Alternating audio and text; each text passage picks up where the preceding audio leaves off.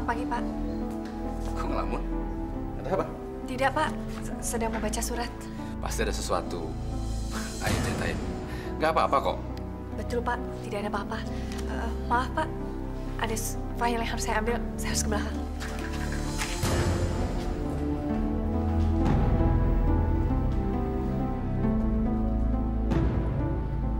Ya Allah, kenapa Engkau timpakan pilihan yang sangat berat ini pada saya? Sita, adik yang sangat saya sayangi telah jatuh cinta pada orang yang paling saya cintai. Lalu saya harus bagaimana? Saya bingung.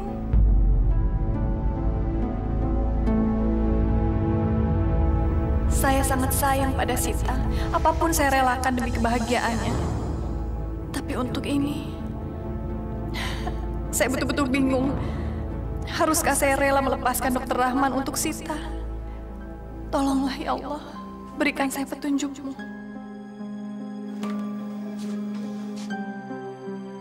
Kok nggak biasanya kamu pulang siang? Lagi nggak enak badan ya? Tadi Sita ke klinik Dokter Rahman. Memeriksakan matanya untuk yang terakhir kali.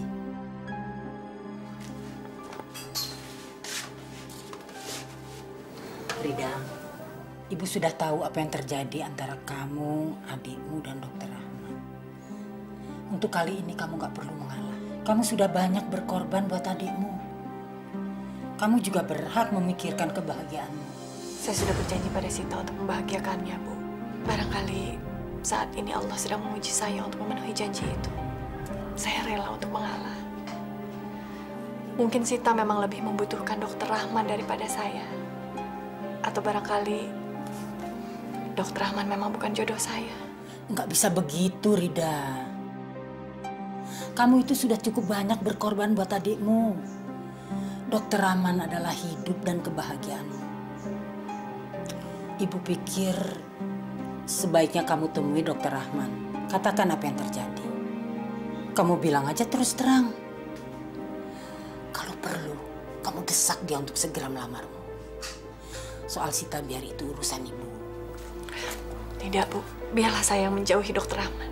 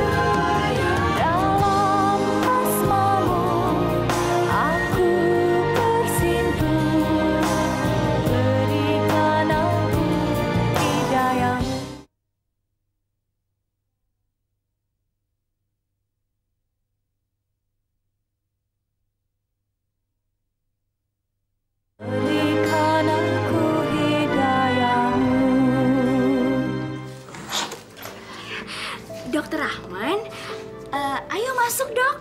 Halo Sita, apa kabar? Kak Rida ada? Kak Rida tadi sedang keluar, Dok. Gak tahu kemana. Kayaknya sih dibonceng naik motor. Boleh titip pesan nggak sama Kak Rida? Boleh, ada apa ya, Dok? Tolong bilangin sama dia, kalau besok siang saya jemput dia di kantor. Soalnya ada yang penting yang mau saya bicarakan. Baik, kalau gitu nanti saya sampaikan ya, Dok. Sita, saya buru-buru mau pulang soalnya masih ditunggu pasien. Permisi. Iya, Dok.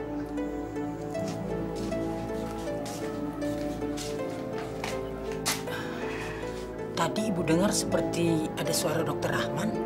Ada apa sih? Iya, Bu. Dokter Rahman datang kemari karena mau ngajak Sita jalan-jalan besok.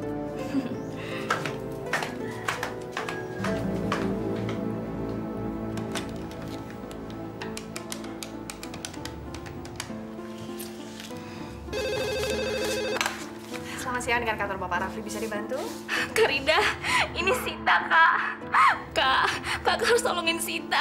Sita kecopetan. Sita, kamu di mana? Sita lagi di pasar baru, Kak. Uang Sita habis semuanya. Sita nggak bisa pulang, Kak. Kak, tolongin Sita. Masya Allah, kamu tunggu di situ ya. Kakak segera menyusul. Jangan kemana-mana.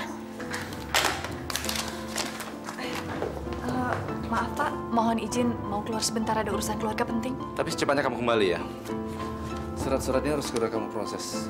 Baik Pak, terima kasih.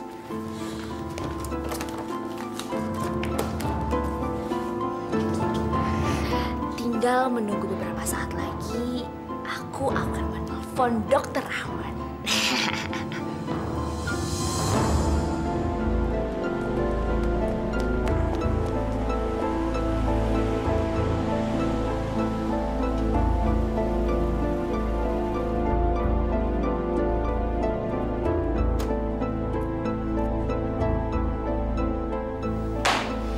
Loh, Rida barusan dari keluar.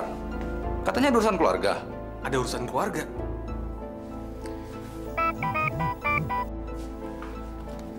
Ya halo. Halo, Dokter Rahman. Dokter Rahman, ini Sita. Dok, pesan dari Dokter Rahman udah Sita sampein. Tapi sepertinya Kak Sita males deh ketemu sama dokter. Malas ketemu saya. Kenapa? Sebenarnya Sita nggak mau cerita. Sita cuma mau ngasih tahu kalau sebenarnya Kak Rida itu dari dulu udah dekat dengan Syakir. Sita nelfon dokter karena Sita takut dokter datang menjemput Kak Rida dan akhirnya Kak Rida menghindar. Sekarang dokter di mana? Dokter belum menjemput Kak Rida kan? Permisi dulu, Kak.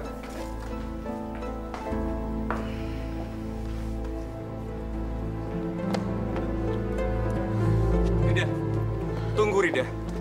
Tunggu Rida, tunggu. Kenapa kamu menghindariku?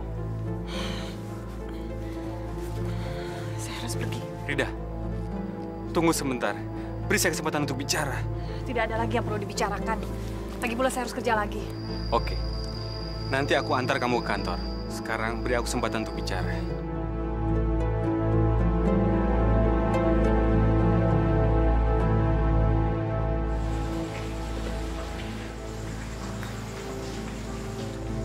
Aku harap Sita cuma main-main. Dia nggak serius. Tidak, Rahman. Sita itu serius. Dia mengatakan pada saya kalau dia itu benar-benar jatuh cinta pada kamu. Dia justru minta tolong pada saya untuk mengatakannya pada kamu. Aku sudah menentukan pilihanku, Rida. Aku sudah memilih kamu. Dan aku akan segera melamarmu. Kamu betul-betul cinta saya. Kamu tidak usah meragukan lagi, Rida. Kamu rela melakukan apapun untuk saya. Ya, tentu. Aku akan melakukan apa aja demi kamu. Tinggalkan saya. Dan belajarlah untuk mencintai Sita. Aku tahu kenapa jawaban kamu seperti ini, Rida. Ini semua karena kamu sudah punya hubungan dengan pria yang bernama Zakir, kan? Jawab pertanyaan. Benar apa tidak?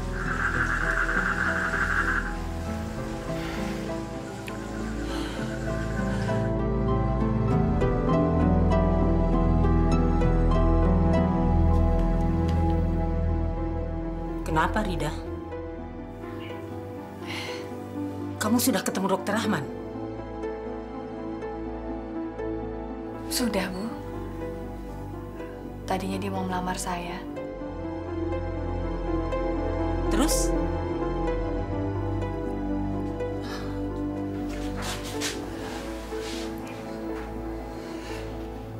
Saya menolaknya. Kenapa?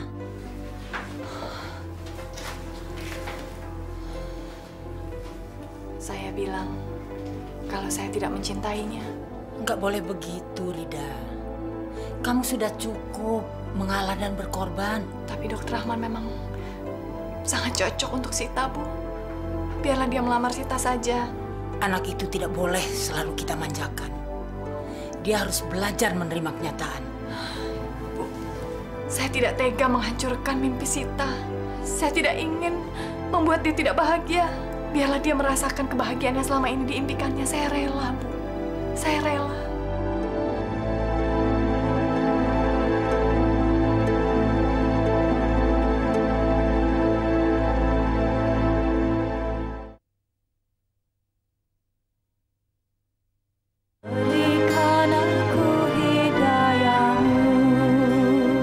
Ya Allah, ya Tuhanku, tiada daya dan upaya hanya dengan pertolongan Engkau, ya Allah. Terima kasih atas segala rahmat dan nikmat yang telah Engkau berikan kepada aku, ya Allah.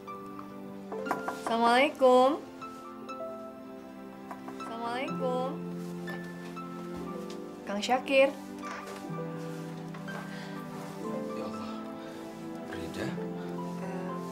Saya boleh masuk? Iya, masuk.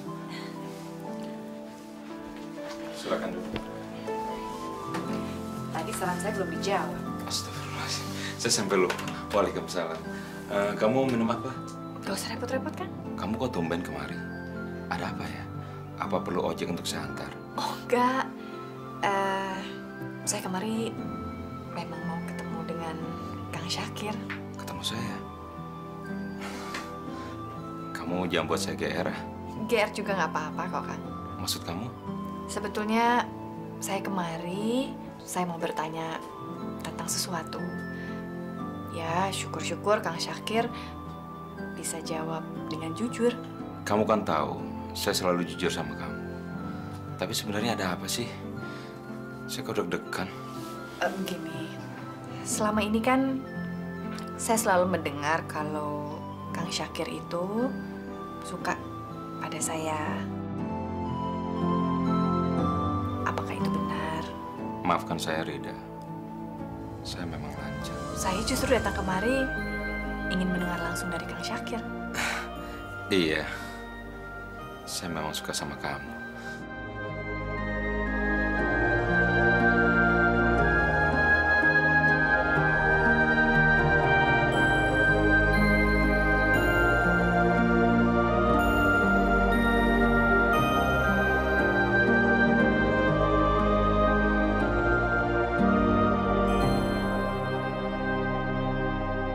Saya nikahkan Anda, Syakir bin Kiai Haji Mansur, dengan Rinda binti Sofyan Jalil, dengan mas kawin seperangkat sholat lengkap tunai. Saya terima nikahnya Rida binti Sofyan Jalil dengan mas kawin seperangkat alat sholat dibayar tunai. Bagaimana? Sah? Sah? Syam. Sah? Sah. Rida, sesuai dengan permintaanmu, Rida, aku akan segera melamar Sita. Terima kasih. Itu pun semua aku lakukan demi kamu. Kalau tidak, aku nggak akan pernah melamar Sita. Biar kamu tahu aja, kalau sampai saat ini, cuma kamu satu-satunya yang bersemayam di hatiku. Saya hanya bisa bilang terima kasih. Sudah banyak kebaikan yang Dokter Rahman lakukan untuk kami. Saya juga hanya bisa bilang, tolong jaga Sita. Saya selalu berdoa untuk kalian. Rida, tamu-tamu sudah pada mau pamit pulang. Aku ucapkan selamat menempuh hidup baru ya. Semoga keluarga kalian berbahagia. Terima kasih. Mari. Hey Jul, tumben kamu kemari. Iya nih, udah lama nggak ngadu-gadunya sama Hania. Tapi kok tutup terus ya? Iya, ibu sekarang lebih banyak tinggal di rumah Sita di Jakarta. Mantunya dokter terkenal sih. Enak sekarang nggak perlu kerja lagi. Bukan begitu. Kebetulan yang masak di rumahnya Sita itu pulang kampung, jadi ibu menemani dia di sana. Oh begitu. Udah siang nih, kita pergi dulu ya. Mari. Iya.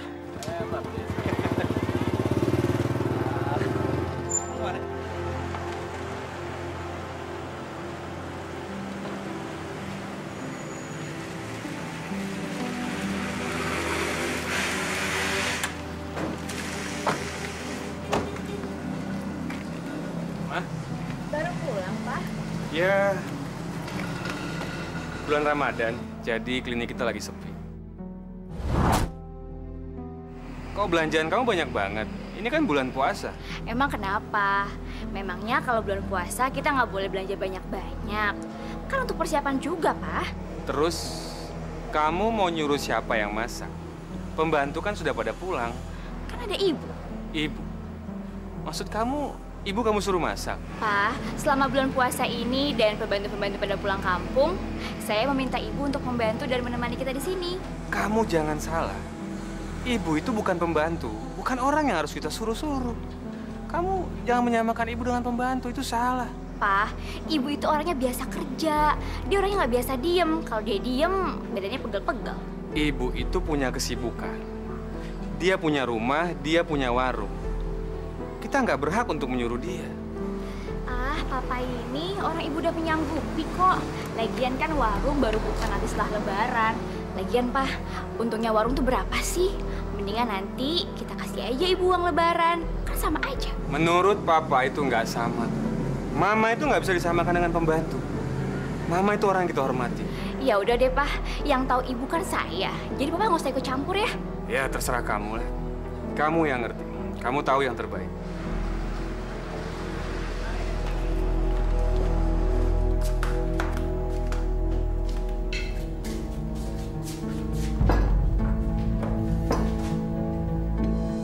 Loh.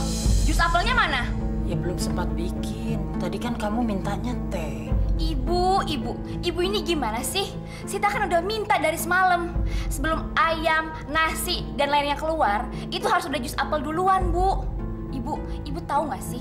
Lidah Sita ini pahit kalau belum minum jus apel. Emangnya ibu siap-siap di dapur tuh jam berapa? Jam 3. Jam 3? Pantes aja, Bu. Bu, di mana-mana ya, Bu. Orang siap-siap di dapur tuh jam 2. Ya sudah, nanti ibu segera bikin. Sita. Puasa juga belum dimulai. Kamu sudah buat dosa. Besok-besok, kamu nggak bisa nyuruh ibu begitu. Bukan ibu yang melayani kamu. Tapi kamu yang harus melayani ibu. Udah deh, Mas.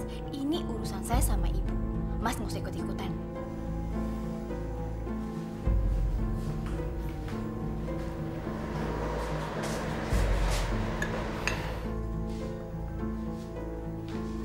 Loh, ibu nggak ikut sahur?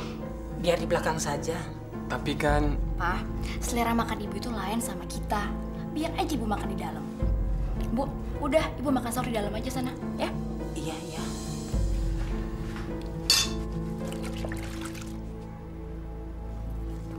Bu, bukannya ibu lagi puasa? Iya. Kalau begitu, ibu istirahat aja dulu. Nggak usah, biar ibu saja. Saya tuh heran loh, Bu. Ngeliat kelakuan Nyonya Sita itu. Memangnya kenapa? Lah wong ibu ini kan ibu kandungnya Nyonya Sita. Masa disuruh ini, disuruh itu, seperti pembantu aja.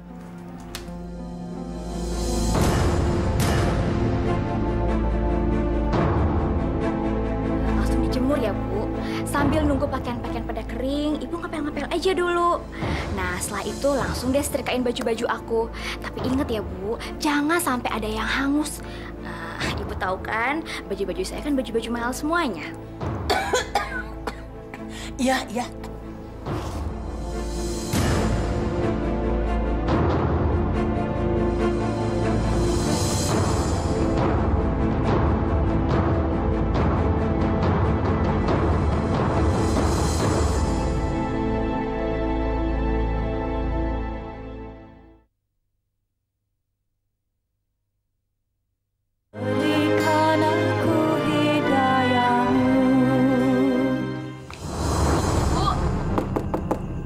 Ibu bangun, Bu.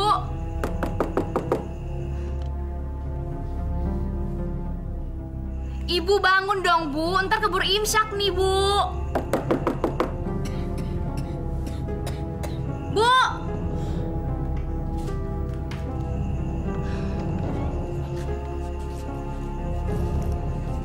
Bu, Ibu tahu nggak sih sekarang udah jam berapa? Hah? Jam berapa? Jam 3, Bu. Ya ampun, Ibu. Kok Ibu masih tidur aja sih, Bu? Kalau kita kesiangan makan sahur, gimana, Bu? Rasanya ibu kurang enak badan, Sita. Alah, Ibu alasan aja. Bilang aja Ibu malas kerja, biar besok Ibu bisa diantar pulang. Iya kan? Enak aja. Tapi Ibu benar-benar sakit.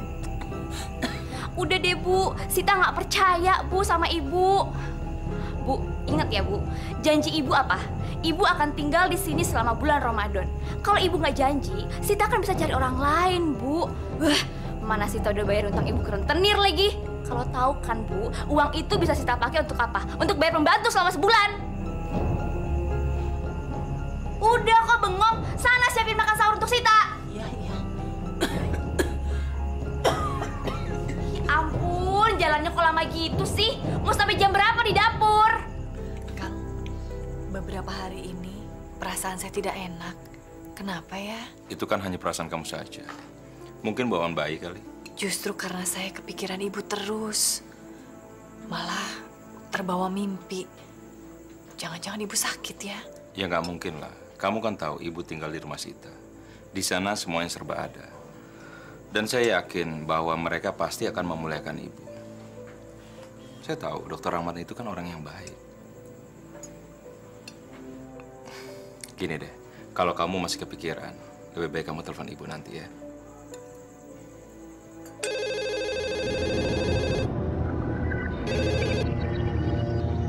Halo. Assalamualaikum. Waalaikumsalam. Ini kakak Sita. Ibu gimana kabarnya? Ibu baik-baik aja kok, Kak. Ibu sedang tidur. Sepertinya Ibu kecapean, Kak. Boleh kakak bicara sebentar dengan Ibu? Aduh, Kak. Jangan sekarang kali ya, Kak. Kasihan, Ibu lagi tidur soalnya. Ya kalau begitu, bilang sama Ibu kakak telepon. Nanti kakak telepon lagi ya? Pasti, Kak, pasti. Assalamualaikum. Waalaikumsalam.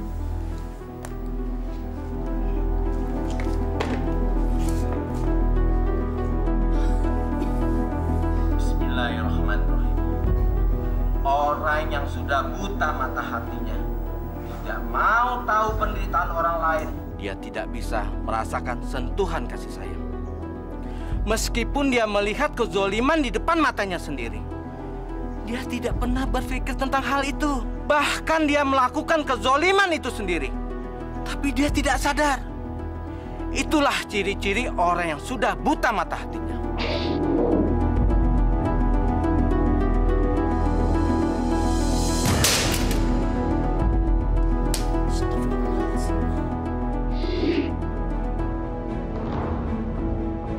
Ibu, apa-apaan ini? Maaf, Sita. Ibu nggak sengaja. Apa? Ibu bilang nggak sengaja. Bu, figura sebesar itu, Ibu bilang nggak sengaja. Bu, mata Ibu udah buta apa?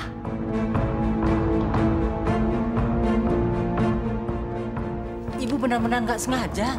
Bu, makanya kalau Ibu kerja itu hati-hati. Atau emang Ibu sengaja ya? Hah? Bu, Sita ini lagi puasa, jadi harus istirahat. Capek, Bu, capek. Tuh, lihat, rusak semuanya. Bu, Ibu harus tahu, figura ini harganya sangat mahal sekali. Dan ini hadiah dari temennya Mas Rahman. Aduh, Ibu, rusak semuanya, rusak. Tapi Ibu benar-benar nggak sengaja. Alah, Ibu terlalu banyak alasan. Bilang aja kalau Ibu udah nggak suka tinggal di sini. Bu, kalau Ibu udah nggak suka tinggal di sini, jangan rugiin kita kayak gini dong, Bu. Bilang aja. Jadi saya bisa cari pembantu lain. Sekarang figura, besok apa lagi? Bu, bisa bangkrut aku. Mendingan aku bayar bantu. Astagfirullahaladzim. Masa kamu nggak percaya sama ibu kamu sendiri? Nggak percaya. Ibu emang sengaja kerja disalah-salahin, biar Ibu bisa pulang. Padahal kan Ibu udah janji sama Sita kalau Ibu akan pulang setelah Lebaran. Bu, kalau emang Ibu nggak betah tinggal di sini, Ibu bisa pulang. Daripada Sita dibikin rugi terus. Masa kamu nggak percaya sama ibu kamu sendiri?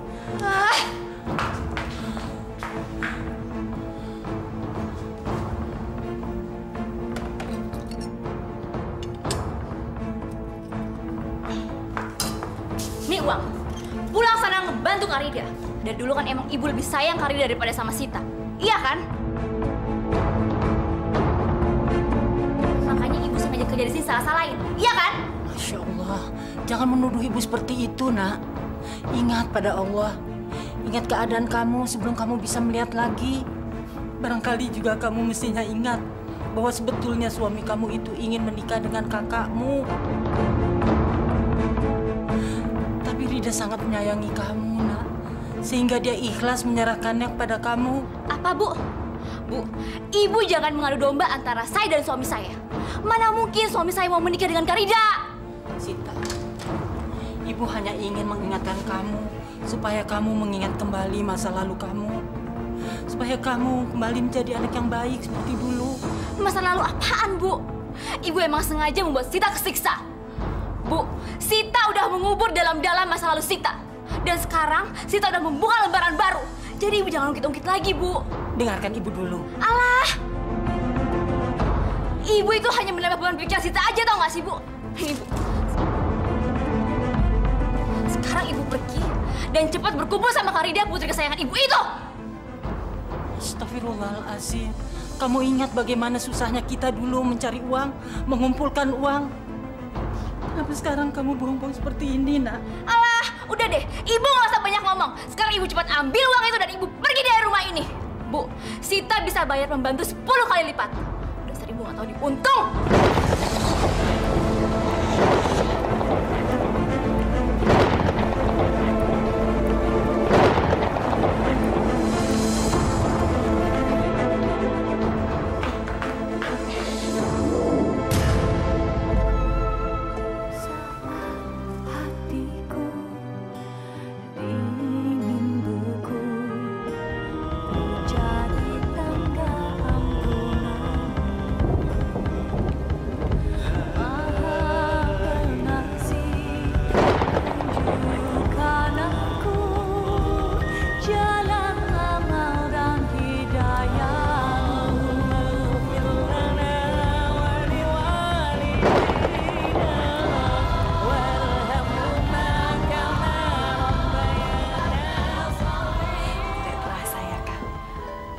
Lebaran.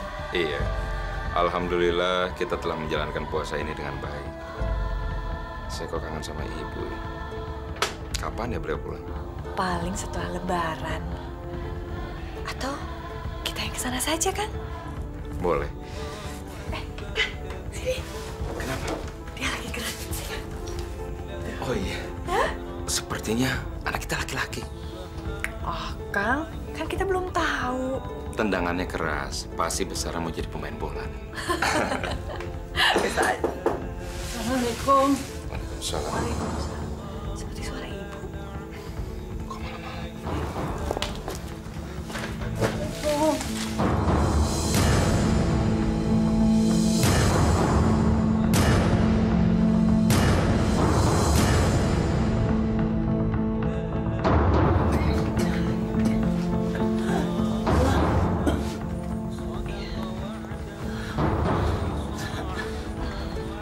Silakan. Makasih. Ada apa, Bu? Sita, nak. Sita sudah berubah. Dia tidak seperti dulu lagi. Biarpun dia tahu ibu sakit, dia tega mengusir ibu. Astagfirullahaladzim. Keterlaluan, Sita. Biar saya hubungi dia dan bicara langsung dengan dia, Bu. Kalau perlu saya datangi rumahnya. Jangan, nak. Jangan. Kasihan anak itu. Ibu takut. Ibu takut dia mendapat muka Allah. Perlakuannya sudah sangat tidak manusiawi. Ibu yang melahirkannya, membesarkannya, tapi diperlakukan lebih daripada seorang pembantu.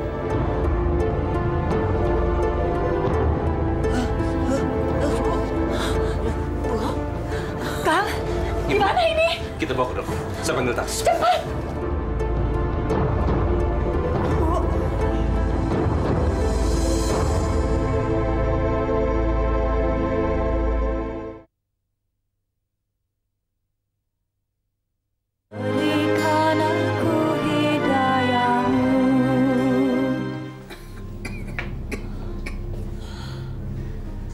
Bagaimana keadaan ibu saya, dokter? Beliau kena paru-paru basah. Dan kondisi penyakitnya sudah cukup parah. Jadi harus menjalani rawat inap di sini. Kenapa baru sekarang dibawa ke sini? Maaf, Dok. Kami memang baru mengetahui kalau ibu kena paru-paru basah. Loh, Anda ini bagaimana? Dengan ibu sendiri, tinggal serumah lagi. Kok tidak tahu kalau ibunya sakit? Ya, memang kami mengakui kalau kami memang lalai, Dok. Orang yang mengidap penyakit paru-paru basah pasti akan terbatuk-batuk sepanjang malam.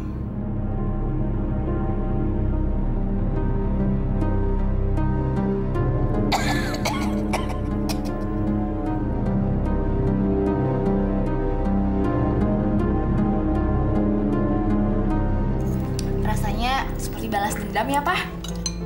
Udah sebulan ini kita kan makan di rumah terus, Pak. Berarti sebulan ini kamu puasa hanya menahan lapar saja? Menahan nggak makan gitu? Papa, lama-lama ngomongnya kok kayak ustadz sih? Perasaanku kok nggak enak terus ya, Sita. Kenapa pikiranku sama ibu terus? Ada apa ya? Ibu? Ibu nggak apa-apa kok, Pak. Tadi Sita habis telepon Karida. Kata Karida, ibu baik-baik aja kok. Udah makan lagi dong, Pak. Enak kan makanannya, Pak? Rida.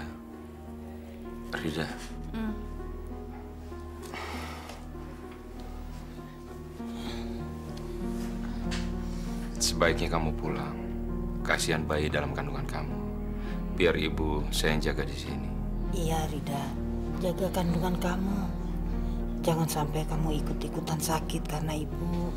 Tapi ibu nggak apa-apa. Sudah, pulang sana. Assalamualaikum. Waalaikumsalam. Bu, saya mau antar Rida ke depan sebentar.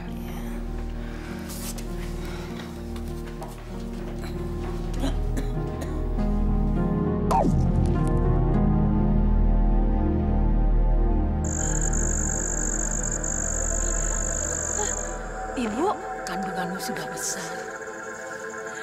Insya Allah, kamu akan jadi ibu yang baik. Akan jadi istri yang baik buat suamimu. ibu mau kemana? Ibu mau berhaji, nak. Ibu mau berhaji bersama bapakmu. Kamu lihat itu. Ibu, jadi ibu mau tinggalkan kami? Ibu memangnya sudah berpamitan nggak, Sita? Ibu sudah cari kemana-mana, nggak ketemu. Kamu saja yang pamitkan ya. Dan ingatkan dia agar segera bertobat. Karena ibu yakin semua orang yang bertobat akan diampuni Allah. Dan insya Allah dia akan menjadi anak yang soleha dan bertakwa. Ibu pergi, nak.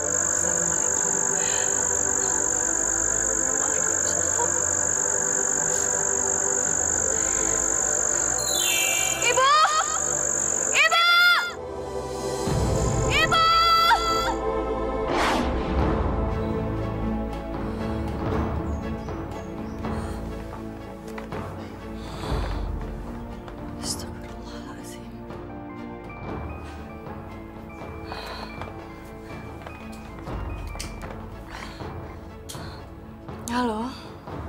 Waalaikumsalam. Iya, Kang Syakir? Ada apa? Ibu?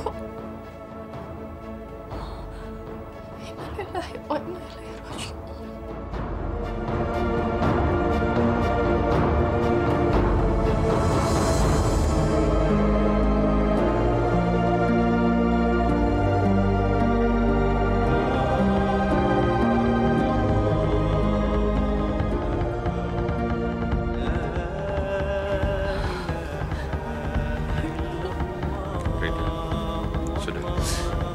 Kamu harus ikhlas.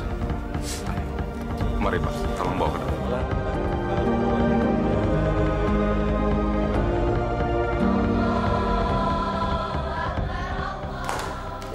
Ada telepon dari kakaknya, mencari dia.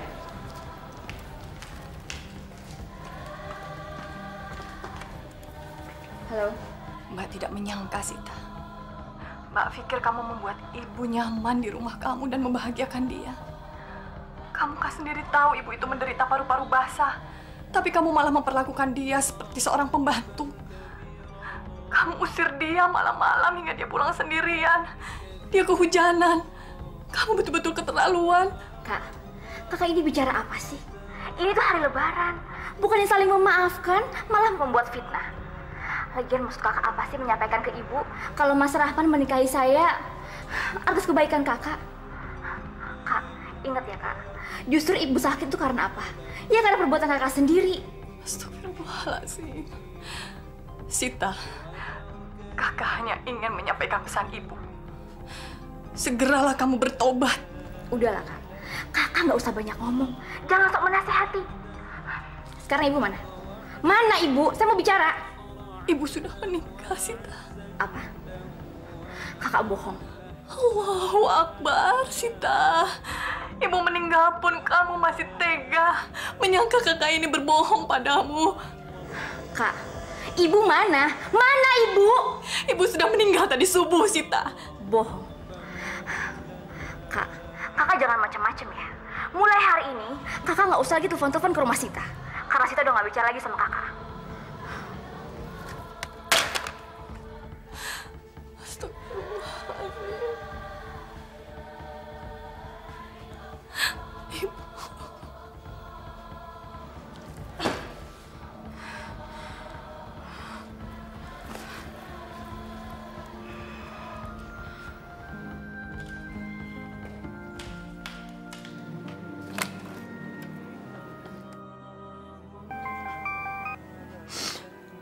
Ada apa lagi, Sita?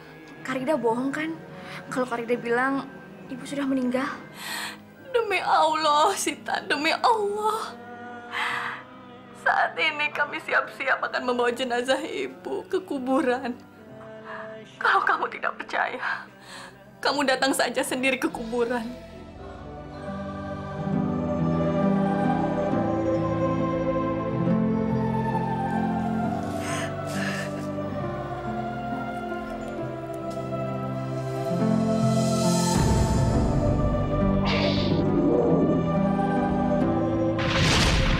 Siap-siap di dapur tuh jam berapa? Jam 3. Jam 3? Pantes aja, Bu. Bu, di mana-mana ya, Bu. Orang siap-siap di dapur tuh jam 2. Ibu nggak sengaja? Apa? Ibu bilang nggak sengaja? Bu, figura sebesar itu, Ibu bilang nggak sengaja. Bu, mata Ibu udah buta, apa?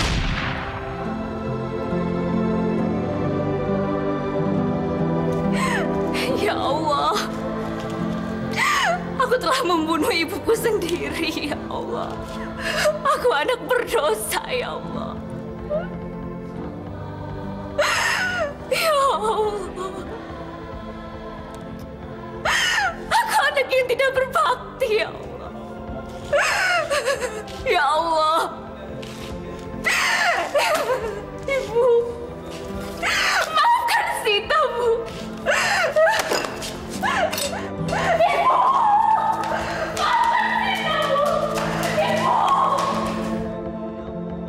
Hamba mohonkan ampun atas segala dosa-dosa ibu hamba. Terimalah segala amal ibadahnya, ya Allah. Tempatkanlah ia di surga. Hamba mohon ampun juga, ya Allah. Hamba mohon ampun bagi segala dosa-dosa adik hamba Sita. Berilah dia kesempatan untuk bisa bertobat di jalanmu.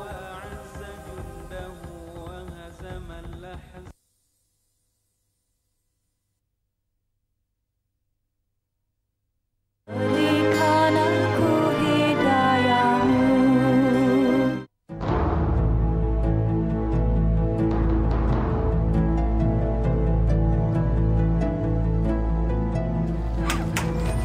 Mana ibu saya, Bu? Jenazah Bu Hania sudah dibawa ke makam. Iya, udah beberapa saat yang lalu. Ibu!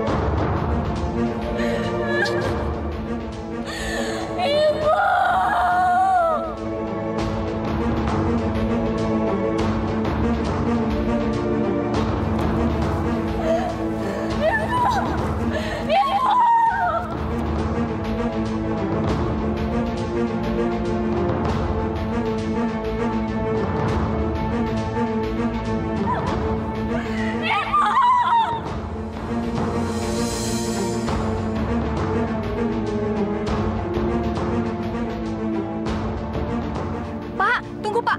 Biar adik saya melihat ibu yang terakhir kali. Ibu! Ibu!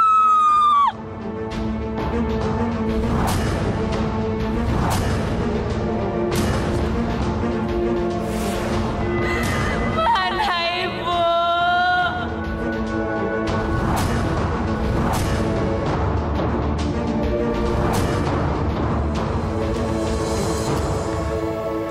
Bagaimana, Rahmat?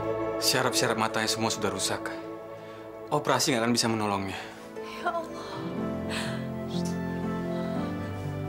Kemungkinan besar akan buta selamanya. Masya Allah.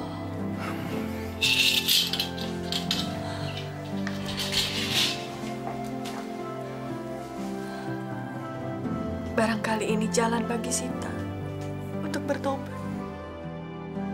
Insya Allah, Rida. Mudah-mudahan dia bertobat. Kamu jangan khawatir, Rida.